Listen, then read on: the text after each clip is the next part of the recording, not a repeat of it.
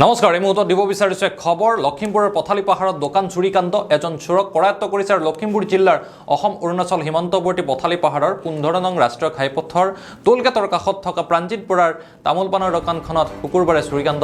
ঘটনা সংঘটিত হয় সন্ধিয়া প্ৰায় 7 বজাত দোকানৰ তলা বন্ধ কৰি দোকানীজন ঘৰলৈ গৈছিল আৰু তাৰ কিছু সময়ৰ পাছতে দুটা চোৰে আহি দোকানখনৰ ভিতৰত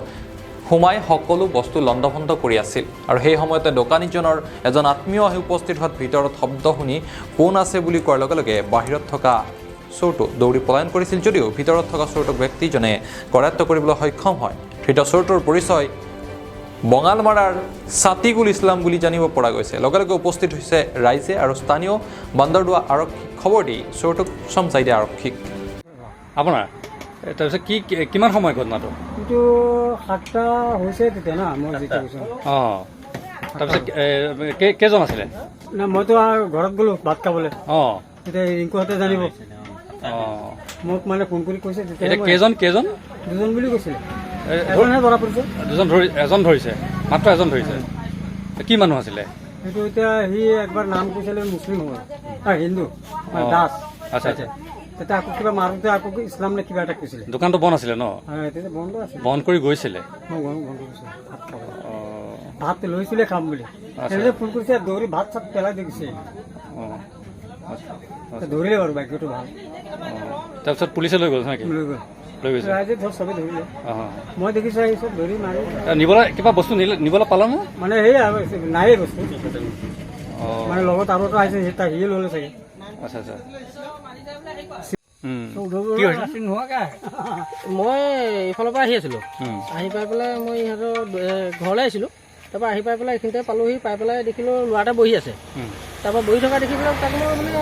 সন্দেহ হ'ল বোলো ল'ৰাটো বহি আছে অকলে অকলে বহি আছে দোকানকেইখনো বন্ধ তাক সুধিলোঁ সেই ঘৰ ক'ত কি কথা ক'ত যাওঁ কি কথা তাৰপৰা তেনেকুৱা দেখি বোলে মই এনেকৈ এইফালৰ পৰা খোজকাঢ়ি আহি আছোঁ টেম্পুত যাবলৈ ৰখি আছোঁ তেনে বুলি ক'লে কৈ পেলাই সি লাহেকৈ গুচি গ'ল খোজকাঢ়ি পেলাই তাৰপৰা তেনেকুৱাতে মই আকৌ জাপখন অকণমান দাং খাই থকা দেখি পেলাই মই ফোন কৰিলোঁ সিহঁতৰ ঘৰলৈ ফোন কৰিলোঁ তাৰপৰা তেনেকুৱাতে সিহঁতে ওলাই আহিলে মই বোলো জাপখন অকণ দাং খাই থাকে আছে ল'ৰা এটাও বহি আছিলে আগফালে কি হৈছে বুলি চাই বোলে জাপখন এনেকৈ দাঙি চাইছোঁ বোলে সেই বেৰবিলাক ভিতৰত ভগা তাৰপৰা যেতিয়া ভগা দেখি পেলাই ইয়াত এইটো চুৰ হ'ল বুলি কওঁতেনে ল'ৰা এটা ভিতৰৰ পৰা ওলাই পেলাই জঁপিয়াই দিলে জঁপিয়াৰ লগে লগে তাক মানে খেদি কৰি ধৰিলোঁ ক'ৰ আছিলে গম নাপাওঁ ল'ৰাকেইটা ক'লা মানে সিহঁতক এড্ৰেছ সুধিছোঁ নাম সুধিছোঁ বেলেগ বেলেগ নাম ৰাহুল দাস বুলি কৈছে এবাৰ ৰাহুল দাস বুলি কৈছে তাৰপৰা কিবা বেলেগ নামহে ওলাইছে হুছেইন আহমেদ কিবা তেনেকুৱা ওলাইছে তাৰপৰা আমি প্ৰশাসনক খবৰ দিলোঁ তাৰপৰা চঞ্জাই দিলোঁ প্ৰশাসনক ঠিক আছে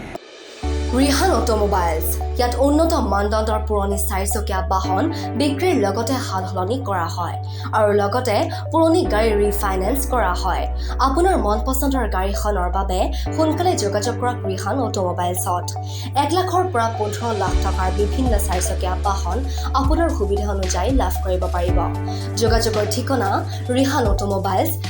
মৰমা বৰজাৰ যোগাযোগৰ নম্বৰসমূহ হৈছে 9101344871